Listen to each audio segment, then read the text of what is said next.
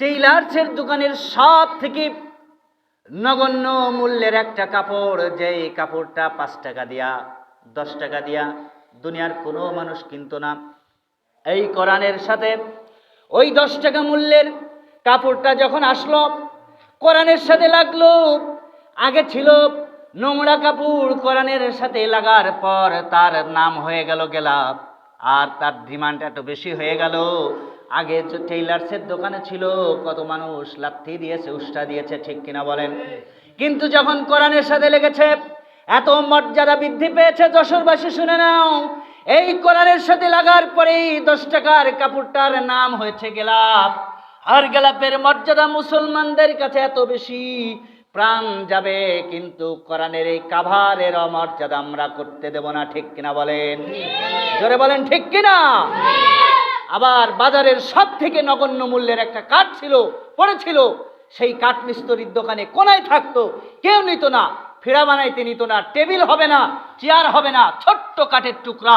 এই ছোট্ট কাঠের টুকরা যখন কোরআনের সাথে এসেছে, আল্লাহ বলছেন, দেখো না, একটু চক্ষু নজর করে, একটু চক্ষু দিয়া, বিবেক দিয়া ভেবে চিনতে দেখো না, ওই কাঠটা, যেই কাঠটা পড়েছিল কিছুদিন আগে, নাম ছিল কাঠ, এখন আসছে কোরআনের সাথে, নাম হয়েছে রেহান। সুবহানাল্লাহ বলে। শুধু রেহান হয় নাই, এই কাঠের ডিমান্ড এত বেশি, এত বেশি, এত বেশি, পৃথিবীর সব চলে যাবে, সব সম্পদ হারাবো, কিন্তু রেহালের অমর্যাদা আমরা হতে দেব না। জোরে বলেন, হতে দেব না। তাহলে মুসলমান ভাইয়েরা আমার, যশোরবাসী শুনে নাও, কোরআনের সাথে লাগার কারণে ছোট্ট এক টুকরা কাঠের মূল্য যদি বেড়ে যেতে পারে, কোরআনের সাথে লাগার কারণে ছোট্ট এক টুকরা কাপড়ের মূল্য যদি বেড়ে যেতে পারে, আল্লাহর নবী বলেছেন, 1500 বছর আগে বলেছেন, যেই বান্দাগুলি কোরআনুল কারীম তারা ডিসকাস করবে, তারা বলবে, মানুষের সামনে প্রেজেন্ট করবে, একবার চিন্তা করে দেখো, ওই যে সূরাতুল কাউসারের তাফসিরের মধ্যে আছে প্রায় 62টা 66টা তাফসির গ্রন্থ, গোটা পৃথিবীতে বিশ্ব বিখ্যাত তাফসির। সেই তাফসিরগুলো যখন খুলবেন, সূরাতুল কাউসারের ছোট্ট একটি সূরা, সূরাতুল কাউসারের তাফসির যখন আপনি পড়বেন, দেখবেন সেখানে লেখা আছে, আল্লাহর নবী খুব টেনশন করছেন, চিন্তা করছেন, বেঈমানেরা নবী মুহাম্মদ রাসূলুল্লাহ সাল্লাল্লাহু আলাইহি ওয়াসাল্লামকে উদ্দেশ্য করে বলেছে, শোনো, তুমি যে কোরআন পড়ো, কোরআনের কথা বলো, আল্লাহর কথা বলো, এই কোরআন যখন তুমি মারা যাবা, ইন্তেকাল করবা, তখন তোমার এই কোরআনকে পড়বে, তোমার তো ছেলে সন্তান নাই। আল্লাহর নবী খুব টেনশনে পড়ে গেল। আল্লাহর নবীর টেনশন দূর করার জন্য এই ছোট্ট 3টি আয়াত বিশিষ্ট একটি সূরা নাজিল করে দিয়ে আল্লাহ তাবারক ওয়া তাআলা প্রকৃতপক্ষেই ঘোষণা দিয়ে দিল, শোনো আল্লাহর নবী, আপনি চিন্তা করবেন না, কিয়ামত পর্যন্ত যত মানুষ কোরআন বর্ণেওয়ালা লাগবে, আল্লাহ তাআলা আপনার সন্তান দেয়নি তো কি হয়েছে, রুহানি জগতের সন্তান দেবে, আলেম দেবে। জোরে কোন সুবহানাল্লাহ। আপনার সন্তান লাগবে না, যত আলেম দুনিয়াতে আসবে সব আপনার সন্তান। সুবহানাল্লাহ বলে। তাফসির খোলেন, আমি সেই দিকে গেলে মূল আলোচনা করতে পারবো না, সেই জন্য হালকা ধারণা দিলাম। তাহলে কোরআন যারা বলে, কোরআন যারা পড়ে, কোরআন যারা বর্ণনা করে, তাদেরকে ইঙ্গিত করে খারাপ কথা বলার মানুষ বাংলাদেশে নেই? কথা কয় না নেই?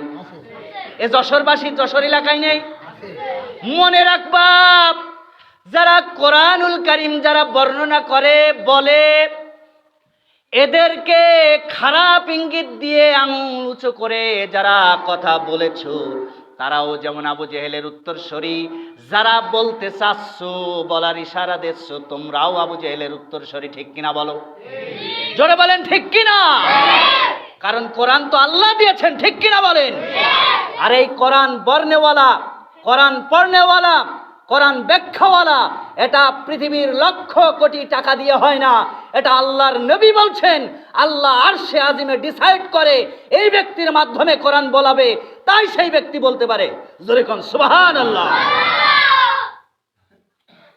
মর্যাদা কোরআনের কাছে আসলে আসে না নাই? কোরআনের কাছেই প্রকৃত মর্যাদা রয়েছে। উদাহরণ চান, 1000টা দলিল আমি দিতে পারবো। আমি যদি 1000টা দলিল এখন দিতে যাই, তাহলে তো আলোচনা শেষ করতে পারবো। যেহেতু আজকে 6টা আলোচনা, ছোট্ট আলোচনার মজলিস এটা, এই জন্য এই কোরআনুল কারীম, যেই কোরআনুল কারীম আল্লাহ তাবারক ওয়া তাআলা দিয়েছেন, এই কোরআনের মধ্যে কোনো সংশয় আছে? সন্দেহ আছে? কনফিউশন আছে? যেই কোরআন আল্লাহ তাবারক ওয়া তাআলা দিয়েছেন, এই কোরআন মানলে জান্নাত নাকি জাহান্নাম? সবাই বলেন, জান্নাত নাকি জাহান্নাম? জান্নাত, নিঃসন্দেহে জান্নাত। কোরআন যে ব্যক্তি মানবে সে ব্যক্তি নিঃসন্দেহে জান্নাতি, কারণ কোরআন তো আল্লাহ দিয়েছেন, ঠিক কিনা বলেন? তাহলে কোরআন দিয়া জীবন সাজাইলে যদি জীবনটাই জান্নাতি হয়ে যায়, কোরআন দিয়ে পরিবার সাজাইলে জান্নাতি হবে কি হবে না?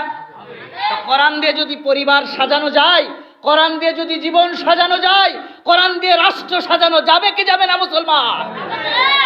অবশ্যই যাবে, ঠিক কিনা বলেন? আজ হোক কাল হোক কোরআন দিয়ে দেশ চলবেই, ঠিক কিনা? কারণ এই দেশে, এই যশোরের মাটিতে 12 আউলিয়ার এক আউলিয়া শুয়ে আছে। জানেন আপনারা ইতিহাস? জানেন? 12 বাজার, ওইটা কিন্তু আমাদের ঝিনাদার মধ্যে, ওইটা চাইলেও দেবো না। ওই 12 বাজারের পরেই যে আমি যশোর সদরের মধ্যেই 12 আউলিয়ার এক আউলিয়া আছে। তো পীর, দরবেশ, বুজুর্গ যারা সত্য যুগে ছিলেন, তারা কোরআন বর্ণনা করেছেন।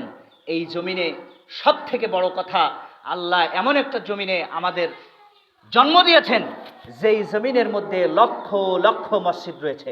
সুবহানাল্লাহ বলেন। এই মসজিদগুলি থেকে আজানের ধ্বনি উচ্চারিত হয়, মসজিদগুলি থেকে আজানের ধ্বনি উচ্চারিত হয়। এই পৃথিবীতে এমন একটা দেশে আমরা বসত করি, যেই দেশে লক্ষ লক্ষ মিনার আকাশচুম্বী দাঁড়িয়ে আছে, ঠিক কিনা বলেন?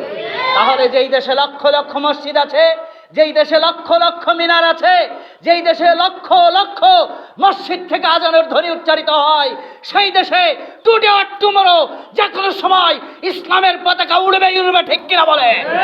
কোরআন দিয়ে দেশ চলবেই চলবে, ঠিক কিনা বলে? চলবেই চলবে ইনশাল্লাহ, আজ অথবা কাল, ঠিক কিনা? কেউ রক্ষা করতে পারবে? ঠেকাইতে পারবে? বাধা দিতে পারবে? পারবে না। কারণ কোরআনের জন্য তো আমরা প্রাণ দিতে প্রস্তুত আছি, সাহাবা কেরাম দিয়েছেন। আমি ছোট্ট একটি ঘটনা বলেই আলোচনা রীতি করবো ইনশাল্লাহ। সাহাবা কেরাম এই কোরআনের রাজ প্রতিষ্ঠা করতে গিয়ে কেমন জীবন দিয়েছেন, আমি সেইটা বলে শেষ করে দেব ইনশাল্লাহ।